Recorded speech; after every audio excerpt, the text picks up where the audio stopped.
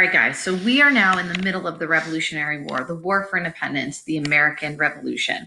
And we know that it started in April 1775 with the fighting at Lexington and Concord. Shortly after that, Second Continental Congress met. They decided to ask for peace but prepare for war. They chose General George Washington to lead their brand new army that they're going to form, the Continental Army, but it's going to take some time for them to put this army together. So in the meantime, there's still some things happening. They are in the middle of a war. We talked about how Ethan Allen and Benedict Arnold and the Green Mountain Boys took over Fort Ticonderoga without firing a single shot.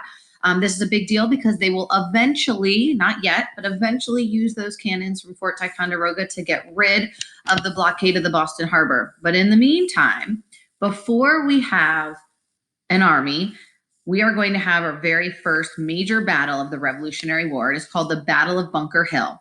And you can see here that this red B means that it will be a British victory. So let's learn a little bit more about the Battle of Bunker Hill. So if you take a look here, Battle of Bunker Hill, first major battle of the war before Washington even takes control of his army in June 1775. Like so many things before, this is all taking place in Boston. So here's why this battle happens. General Thomas Gage, the British general, he realizes that this war is underway and he wants the advantage in this situation. And to have the advantage, you always want to have the high ground where you are overlooking everything else. Well, high grounds are hills. And so he wants the high ground overlooking the Boston Harbor. So if you take a look, I'm going to grab my pointer. Maybe this will go away. Come on. Disappear. Or not. Okay. And it comes back. So anyway, where I'm wiggling here, this is the Boston Harbor. At this point, we still have the warships here that the British have. And the highest spot around the area is a hill called Bunker Hill. So here's Bunker Hill, the highest spot. And that's where General Gage wants. So he tells one of his generals, he tells General William Howe, listen, I want you and your soldiers to go up on that hill and take that hill and make sure the British have that hill.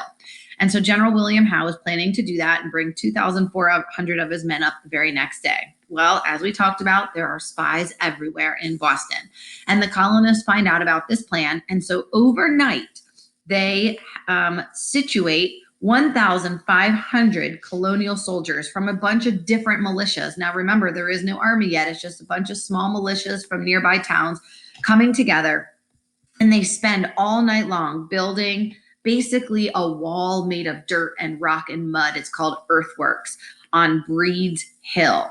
And so when the sun rose the next day, you can imagine here's General Howe getting ready to bring his 2,400 soldiers up to Bunker Hill. And coming from their ships, they look up at Breed's Hill and they see this fort, essentially, that wasn't there the day before.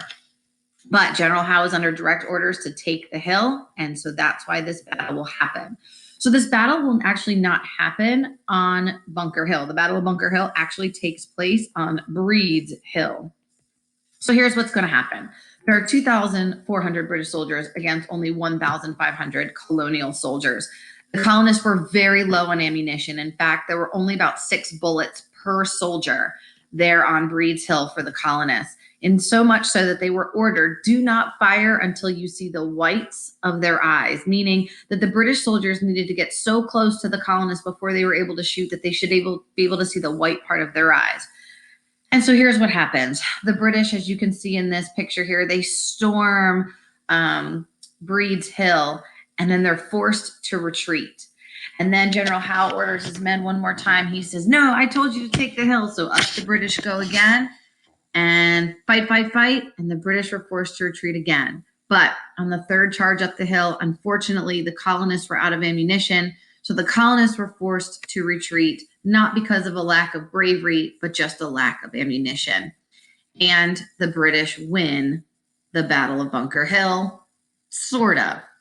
If you take a look at the casualties here, 1,150 British were killed and wounded, about half of the men that were in this battle.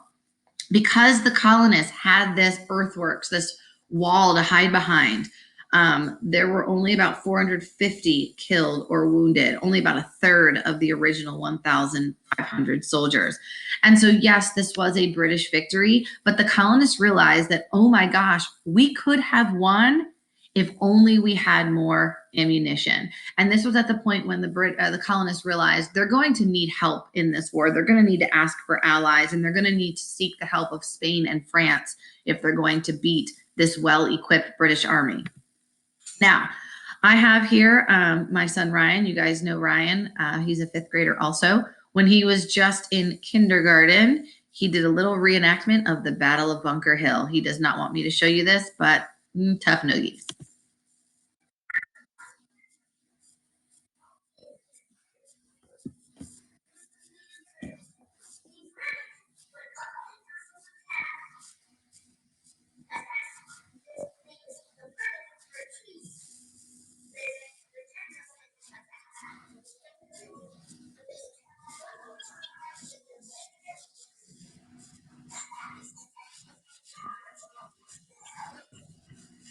So, if that reenactment didn't make sense for you, there's a Liberties Kid that hopefully will. Enjoy. It's a great episode.